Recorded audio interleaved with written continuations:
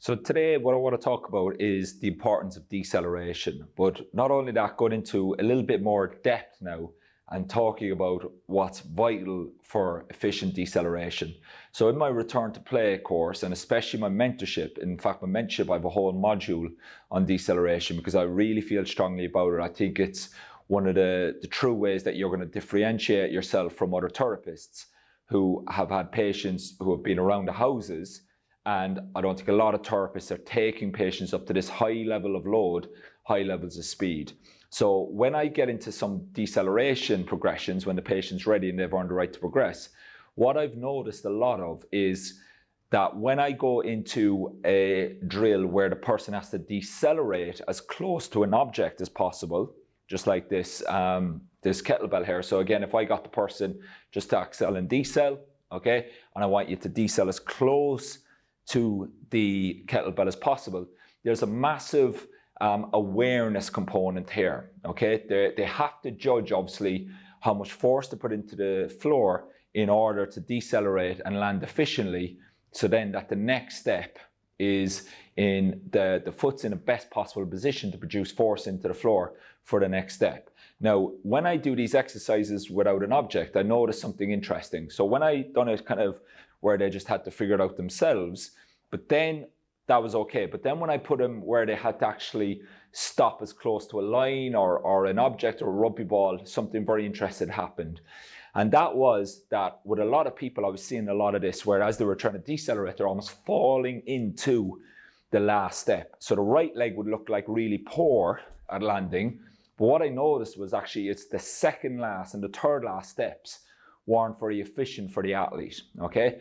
So as I start to decelerate, I'm probably going to have 3 steps before I fully decelerate, okay, or fully stop. So my deceleration actually starts 2-3 steps before the final stick, okay? So as I'm decelerating, my left leg's starting to contribute to then allow my right leg to be successful. What a lot of these athletes were doing was the left leg wasn't doing enough decelerating, so they were almost falling into the final step. So although the right leg was getting the blame and that tendon was getting a bit grumpy, the patella tendon or the Achilles, etc., what I noticed was it was actually the left leg's issue. Okay, so then we had to coach the athlete and we had to go back through our step-by-step system and find out why subconsciously they weren't contributing enough with the second last step. So that penultimate step is very, very important. And when you are doing deceleration work, I would urge you to get the athlete to decelerate as close to an object as possible, or make decisions where they have to decelerate and then obviously before they re-accelerate, because it's that awareness and it's that ability to figure out how much force to produce into the floor, or put into the floor, to have a successful landing.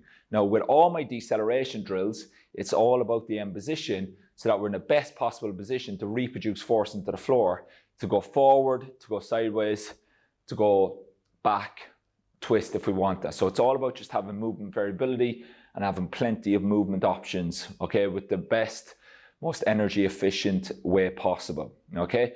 So with your deceleration drills, make sure that you're doing them, okay?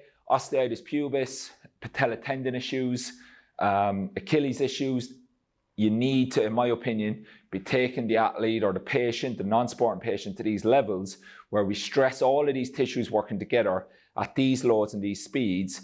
Give it a go with open, okay, in terms of there's no definite stop, and then have some kind of marker here where they want to get close to as possible, and there's some decision making with how much force they have to produce into the floor so that they can actually step and be in the best possible position to reproduce force into the floor, okay? So that penultimate step is very important. Don't always blame the last final step, because there's a lot happening in the second and the third and the fourth last step before that final step, okay? So have a look for that. Just wanted to bring your attention to it today. It's something that I've noticed after working with a lot of athletes. Non-sporting patients do it as well. So give that a go, and hopefully you found that useful. Let me know if you have any questions in the comments. If you give it a go, let me know your thoughts. Speak to you soon.